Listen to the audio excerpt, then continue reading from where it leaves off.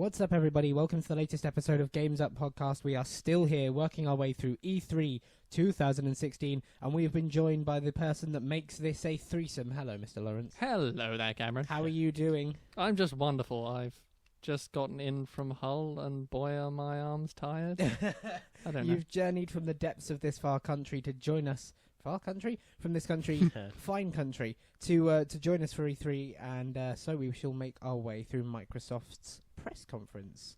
Overall, gents, what did we think? I'd say that was a fairly strong presentation overall. Yeah? Yeah, I think so. I think it was...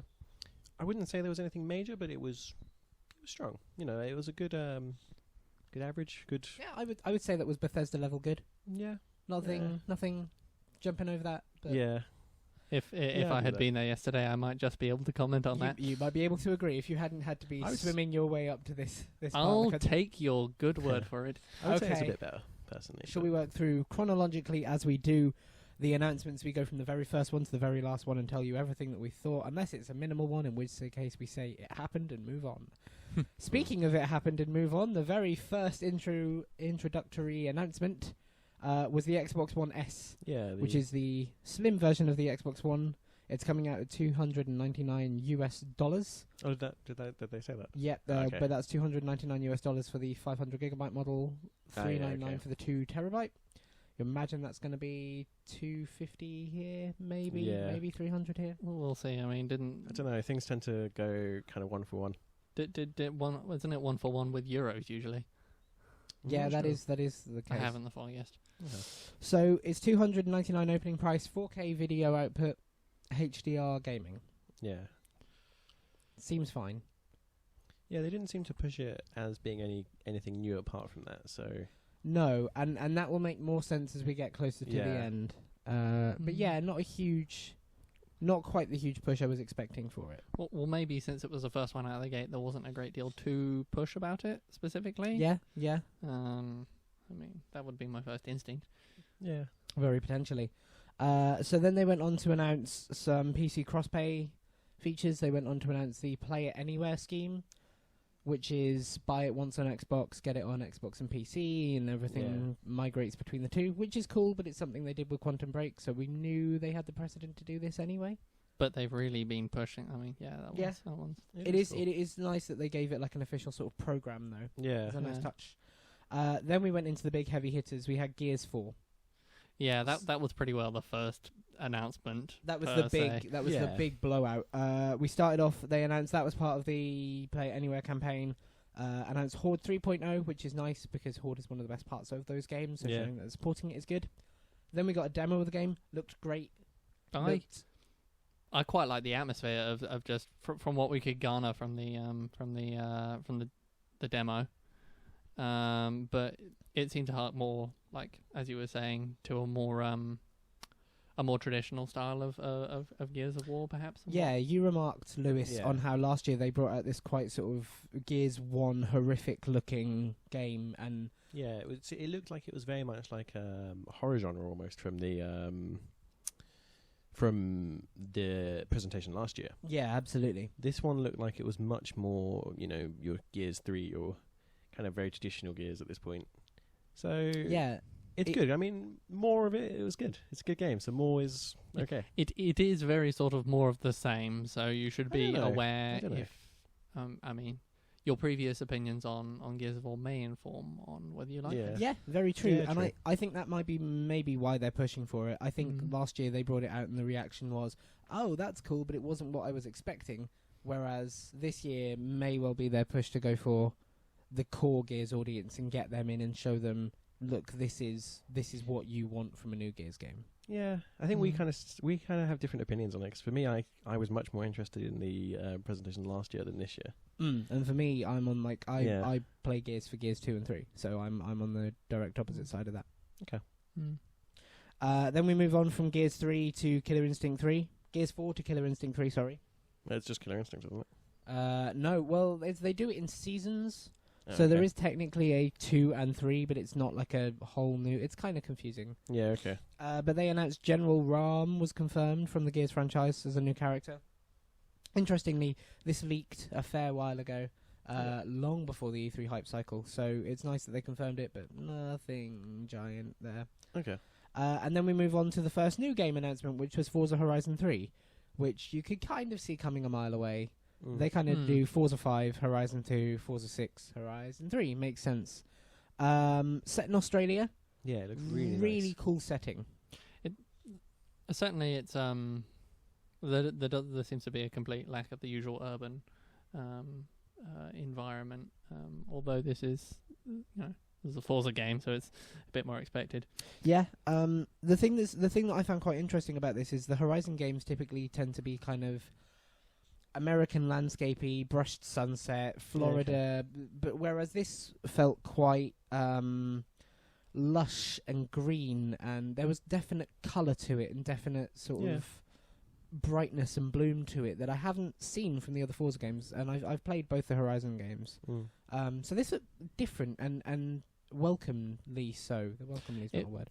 There was a great kind of interplay between the gameplay and the CG pre-rendering, so it's not entirely clear how much of that might be the honesty of the trailer in that regard. But we'll have to see when it comes out. So that was confirmed, releasing in September. So that's 2 games we have now pinned down for them. That's Gears in October, Forza in September, and this will affect what we go on to see. Next was Recore, which looked awesome. Yeah, it did. Yeah, that did. It did look really good, actually. It looked different to what we saw last year. Last year had a much more grounded trailer, I would say. I think so. Well, I'm not quite sure what to expect of it, because I'm a bit iffy with platformers these days. They could be really good, but then often I see them and I think, I hope it does well. It's kind of those kind of games, because I'm just like, it looks good, but is it actually going to be like a bigger hitter? Yeah, a platformer is always very hard to sort of tell from the trailer and any kind of pre-marketing we see. But I think this looked... Something that really stood out to me about it was that it looked something that we haven't seen on Xbox before. And Phil Spencer has been openly going for things that they don't have in their portfolio. They don't want 7 shooters.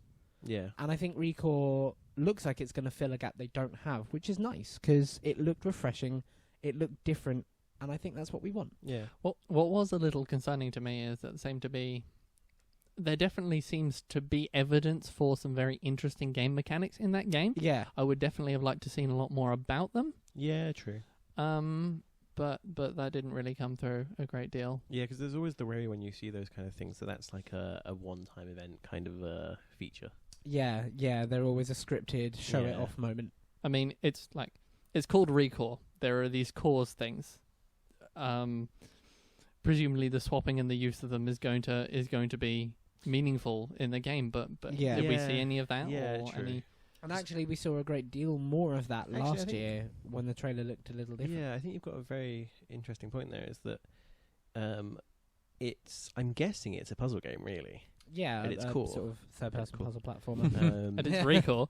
But then, like, the actual gameplay we got today looked more like an action platformer, like a... Yeah. You know, so... Let's hope it doesn't get a complete... know. a total Recore. Oh, God damn it. So that was announced. It reminded me a bit of Pikmin. Yes, there very much was that kind of... Not quite on this side. So it reminded me of Pikmin in that you have a variety of things to control to get you to various objectives. I know it's a bit of a stretch. No release date announced for that. They did say this year. I'd put money on that being in November. Okay. Because that would be They've got Gears a lot coming out October, then. Gears October, Forza September, Oh yeah. that November, and then assumingly one of the That's later a weird ones in order. December. Then we saw Final Fantasy 15. It was just an on-stage demo with a Titan fight. Yeah. Is that right to say? Yeah. I don't know my Final Fantasy. It looked cool. Yeah. It's very interesting that Xbox has got the marketing rights for this. Yeah. Very interesting, especially when you think about Final Fantasy 7 being so big with Sony last year. Yeah. Yeah, I think it was interesting, and I'm excited to see what we see when it comes out. Yep. Do we need to sort pizza things? Yeah. Yeah. Okay. Yeah, We just. can pause that. I mean, it's. Hold it down. So then from there we went on to the Division DLC. We know that Xbox gets DLC for the Division a month early anyway, so this was not a huge surprise. The Division's had a bit of a major drop-off since it came out, Yeah. so It's interesting they're pushing it hard. Yeah, it does look like they're trying to really re-establish it as this thing. The DLC looked it looked like more of the Division, which if you didn't like the Division enough to stay, might not be enough to fix it. Yeah. Well, hopefully this means something for Ubisoft as well, that they would choose to do it at the main stage for Xbox. Yeah, true, very true. You know. Well, the whole kind of tenor that the whole thing seemed to be set in suggests the whole game was going underground. Yeah. But I don't know whether that's going to have any meaningful impact in the actual atmosphere when it comes out, because it's so difficult to gauge these Yeah, things. and I think it will depend on the size of expansion. If this is a really big expansion, it could majorly play a change in the balance of the game. Yeah. But if it's an add-on pack, it might sort of be a flavor pack that doesn't make a huge difference. You okay? Yeah. From there, we then got a whole bunch of software announcements. So we got background music, Xbox Clubs, Xbox Looking for Group, Xbox Cortana, Xbox Arena. Oh yeah. They were all various ways to help you play, improvements to the Xbox. Yeah. Some it of was- them more necessary than others, I think. Yeah. But it was fine. It's always nice to know that this kind of support is still coming. yeah. There was a bit of a slump in the conference from the barrage of game announcements. Yeah, because up to this point it had been kind of trailer. Yeah, trailer gameplay, Yeah. trailer gameplay. It was probably prudent that it went there rather than anywhere else, Yeah, because true. It would have been foolish to put it in the end and just have a continuous stream Yeah. of trailers. Yeah, very true. Yeah, it's true. So then from there we went on to Minecraft. Thank God we still haven't gotten a Minecraft 2 announcement, Yeah. because we dread the day it happens. And they announced Minecraft Realms was being moved via Xbox onto other platforms. Mm. So Xbox Live, and this will be interesting for Sony. Yeah. How are they going to do it with Sony? Because you imagine they've got to be doing it with Sony. But they announced that Minecraft Realms will be usable on Android, iOS, Xbox, PC, Windows 10, this, that, the other. And cross-play for all those things. So even more bringing it in line with the PC. Still nice to see Microsoft supporting it in a positive way, and a way that seems in the spirit of Mojang. Yeah. Okay, so then from Minecraft Realms, they went to the Battlefield 1 stuff. The Battlefield 1 stuff. To be fair, the Battlefield 1 stuff was minimal. It was the same trailer we've seen the other day. There was no more gameplay. There was nothing more than we've already seen. It was a great deal of CGI. I mean, Yeah. It was the same trailer, wasn't it? Yeah, it was exactly the same. So I guess if you want our thoughts on that trailer, there will be an annotation on screen for our EA conference. But it was the same, which is fine. Then from that we went to build your own controller, Yeah. which is great. I think there's a big market and big business market for customized controllers. You reckon? See, for me, I'm just not very. Okay. There's a big market for customized controllers, or at least like independent market for customized controllers. And I think doing this officially and reaping in those profits for Microsoft is a clever idea. Though, where the fuck is my Elite? I want to design an Elite controller with rainbow paddles and ridiculous shiny surfaces. I want it to sparkle when I turn it on, and I want it now. So then we went from the Build Your Own Controller to Inside, which is the sequel, not the sequel, the next game from the people who made Limbo. Yeah. It's happening. It's out June 29th. There really wasn't that much on it. There It really was just- wasn't. They there didn't was no play it gameplay, at there all, was which no- is interesting considering they did last year. And considering it's out on June 29th. Yeah. There perhaps should have been a bit more of it. But Limbo was made free right now on Xbox One. That was something that happened a couple hours before the conference, and people picked up on it. But cool to get an official reason. This opened up the ID at Xbox showing, which showed off a huge amount of games. We had some pretty big ones. Ironically, we had some pretty massive indie titles. Mm-hmm. Yeah. All very quick fire. Yeah, so we had Yooka-Laylee, Outlast 2, We Happy Few, The Culling, Stardew Valley. I'm trying to think of any others. There were some other pretty big ones. But they were maybe 10, 15 seconds apart, tiny snippets of trailers showing off what's coming up. And again, the Xbox ID program sort of really nailing it there, really pulling out a good lineup of games to bring to the platform.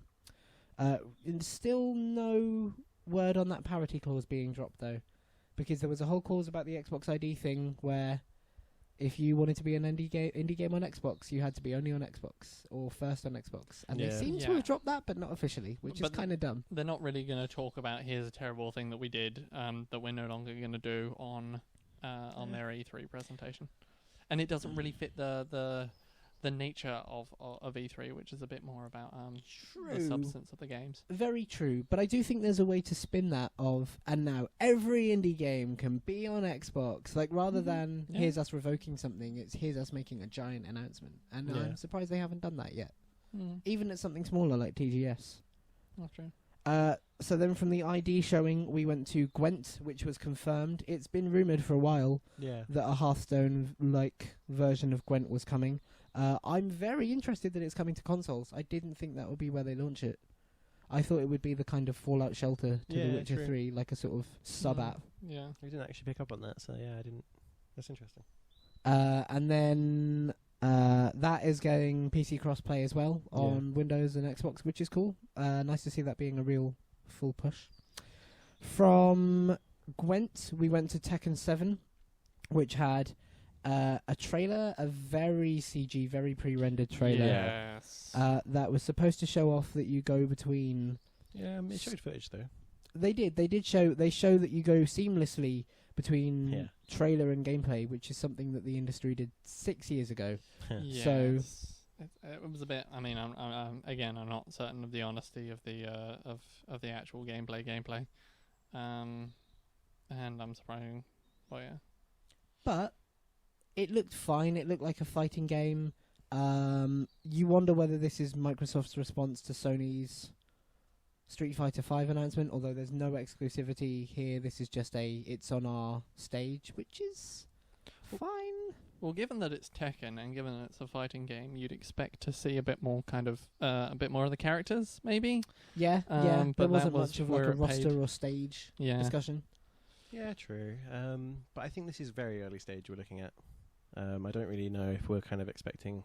Did they give an announcement of when? Early 2017, they said. Oh, okay. Well, that would. I think we'll see more of it before then. Yeah. So, from Tekken 7, we went to the official, despite it being leaked, announcement of Dead Rising 4.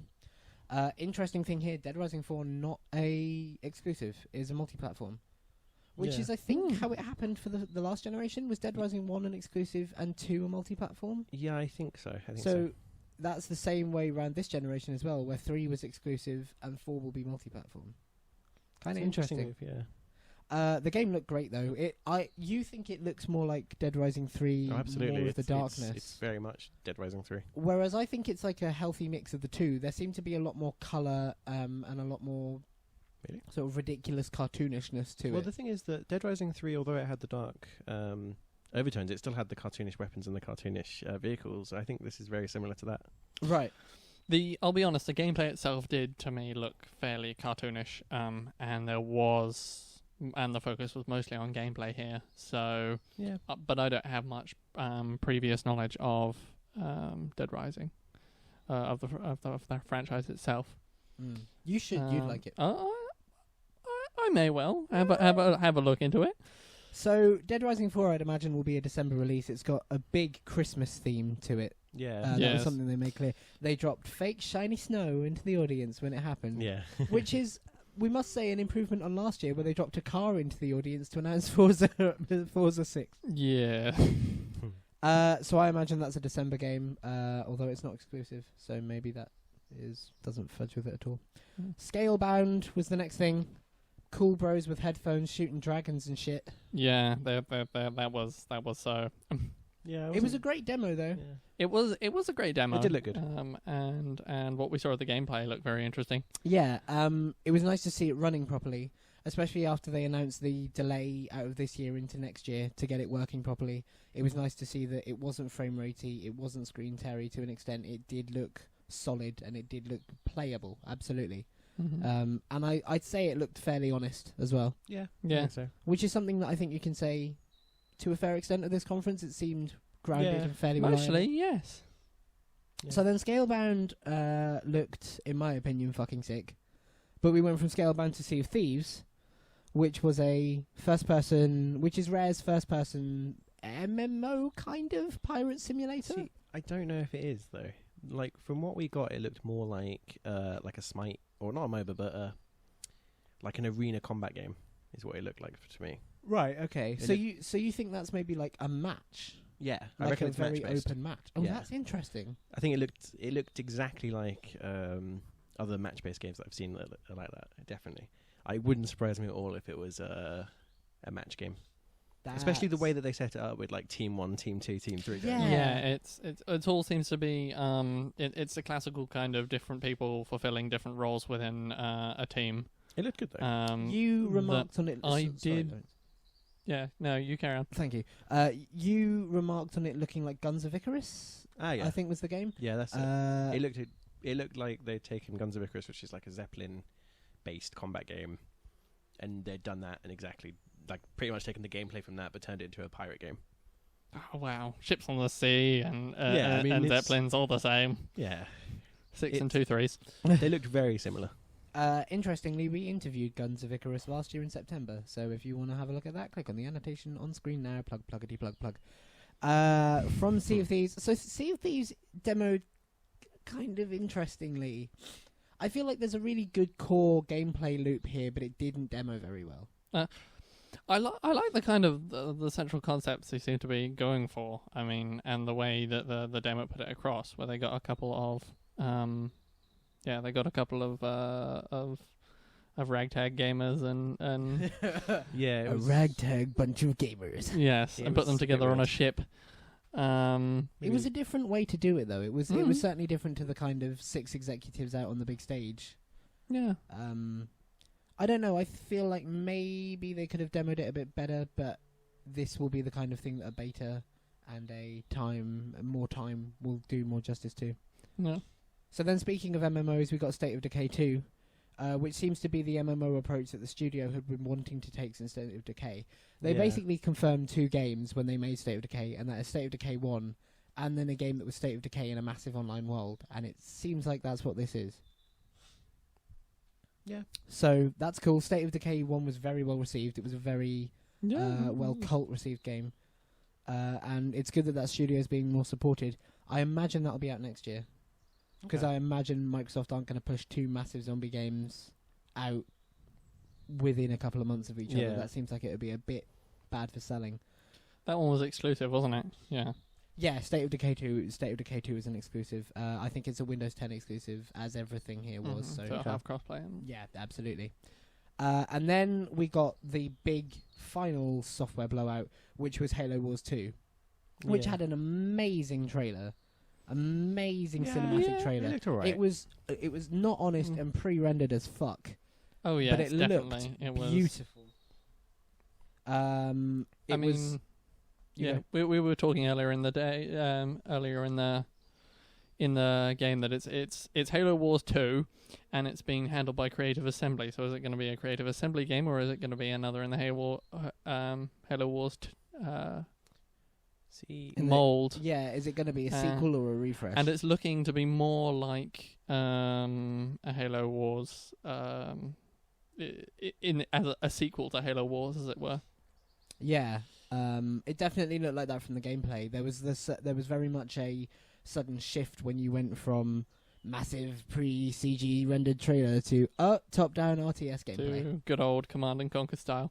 Yeah, and it did look very Command and Conquer-y. Like there were a lot of various different units. The art style looked very Command and Conquer-y, just like Halo Wars the original did. Mm. So it seems like this is going to be a fairly honest sequel, which is, I think, all we can ask for out of a game. You know, a cult game like Halo Wars that's getting years and years a big sequel from Creative Assembly. That's a fairly big investment on Microsoft's part. Mm. Yeah, I think so. Well, yeah. I would have said that this would be the ideal time to maybe, because Halo Wars wasn't terribly well received, this might have been an ideal time to change the format significantly. Yeah. Yeah, potentially. But I don't know. We'll have to see how it pans out. So then the big one last thing blowout was really, really interesting for me. The big one last thing blowout was the Xbox 1.5. Yeah, the Scorpio. It was officially confirmed as Project Scorpio, and here's some of the rundown of it. Take everything we're about to tell you with the biggest grain of salt you have ever heard, because think about the dearth between the Xbox One and the PlayStation 4 and what they were supposed to be, how they were supposed to be the consoles everyone wanted that was going to change everything. So this apparently will have pure VR, pure proper VR support, 4K, true 4K resolution, 6 teraflops, whatever the fuck that means, of processing power, the biggest graphic cards ever put in anything, 8 cores. It's going to be made in a carbon fiber box that will give you a blowjob when you open it. Like, it was very interesting to see them launch a trailer for a piece of hardware that they could show nothing tangible for. Yeah, and I'm very dubious about those claims as well. The true 4K is something that's very, as a PC gamer myself, it's something that's very interesting to claim that they can do that soon. I see when the rumours of these consoles were happening, they all said 4K, but nowhere said true 4K, so we all assumed 4K upscaling, 1080p, or maybe a little further to 4K being upscaled. To claim true 4K for gaming, like true 4K in like a film is a lot easier to do because it's pre-recorded, it's pre-edited, it's output in 4K. To render live in 4K is fucking insane. The main thing I see that is that to make a good computer now, to do proper 4K, you're looking at spending upwards of $1,000. Yeah. So it's very interesting that they can claim that they'll be able to do it on something that's, well, I guess we don't know necessarily what the price point's going to be. No. But maybe, I guess, if it's coming with a VR, then that doesn't necessarily mean that it's going to be a cheap. You think they'd be willing to charge in excess of $1,000? Oh, I don't know that they could do that. I don't know. I don't know that that's within the realm. Especially with the PS4 VR bundle being like $700, $800. I feel like that's true. They had to really push people to get the Xbox One. And especially when they're talking about this being the last time we'll be held to a generation, which is basically them confirming, and we'll do this again in 3 years. So I don't think that they can put, like, I would say maybe at the very top this could be 700, because there's no way you can ask people to put down 1,100 and be like, and now it comes in blue, or whatever. But I mean, I guess that's something that people have been worrying about, I guess, about the bringing the Xbox and PC experience together, is that it will allow Xbox to be very fluid. They can make loads of hardware. Yeah, true, very true. They can do, because I mean, I read an article about it being like, it's going to be like having iPods in the future. It's going to be a new Xbox every. Yeah, I've heard that as well. And I think that is the greatly. most damning thing that they could. It's one of the worst things they could do, I think. I would agree. But then maybe we're sticklers for tradition. Maybe. And that, oh no, go for it. I mean, you were saying just that it seemed a very odd thing to kind of wrap up with. Yeah, I was about to say, and that was their one last thing. There was no, holy shit, what's this game? Yeah. There was no, yeah, that's true. Oh my god moment. I made the prediction on our prediction show annotation here, and said it was a pie in the sky one, but I was legitimately expecting Sunset Overdrive 2. I was legitimately expecting a new Ori and the Blind Forest game. I was legitimately expecting a giant third-party announcement, because they needed one. Microsoft needed to come out of the gate and be able to show, you know what Sony did last year? We can go toe-to-toe with them. And what they did here was what they do every E3, which was a very good core Microsoft thing. Yeah. Like, the state and health of the Xbox One is very fucking healthy. But nothing here, like, if Sony can do a repeat of what they did last year, that's going to be a killer for this. Yeah, definitely. And I think Microsoft needed that one last... holy shit, here's Sunset, holy shit, here's Red Dead. And another interesting thing, Red Dead would have absolutely done it. And that leads on to another interesting thing, that there was no backwards compatibility announcements. Yeah. Which is the thing that Xbox has at the moment, which is its big card. And it was its huge card last year, and to not come out... We know that Red Dead is on backwards. We know it's there. We know it's waiting for the button press. To not say, here's Red Dead, here's Fallout New Vegas, here's something else, here's the Bioshock games, here's Skate... We fucking know they're there. Yeah. Where are they? I think, you raise a very interesting point, is that, I mean, the backwards compatibility is one thing, but you come out of the conferences wanting there to be some sort of this is the new thing. Like last year's E3, they started doing that. You know, we had a good few reveals. This also not really. Only just thought about this. No Crackdown anywhere. Yeah. Which is worrying because a beta for that game is supposed to be out this year. Yeah. I'm worried about that. So it's interesting that we didn't get any reveals. Yeah, I mean, we got hardware reveals. Forza Horizon 3. Well, yeah, actually, that's Recore true. was re-revealed. There were definite reveals here, but none of them were blow your head off, change the state of the Xbox. Yeah. Maybe the one that is the Xbox Scorpio, which is kind of them having to hit the stop button, refresh, and saying we kind of fucked up. Let's start again. Yeah. Yeah. And if they do that, maybe next year is the one where they come out and go boom, boom, boom, boom, boom. But I feel like the past few years we've been going maybe next year. Yeah, true. This was a really good core conference. This is a very good conference for the state of the Xbox One, and I'm tired of saying that. Okay. I want them to blow my head off. Yeah, I because see. I'm worried that all the others can. Yeah. I'm worried that Ubisoft can, that PlayStation can, and that I'm worried that as somebody who bought an Xbox and is quite, strongly attached to the Xbox brand, whatever you call it, I'm worried that I did make the mistake. Not that you make a mistake with hardware, but I'm worried that there is something that's like the straw that broke the camel's back here. Okay. Yeah. But saying that, I think as a core conference, this was a good, strong, exactly what we needed, if not what we wanted, core conference. Yeah, I see. Mm-hmm. Yeah. I'd say this was Bethesda level. Okay. So that, ladies and gentlemen, was our roundup of Microsoft's conference. You can join us for the entire rest of E3. If you like what you heard here, drop us a like. We'd really appreciate it. Gets us out in front of more people. Drop us a subscribe so you can see the rest of this stuff or come to our Facebook page. And until the next conference, happy E3. Let's let it continue. And the game's up.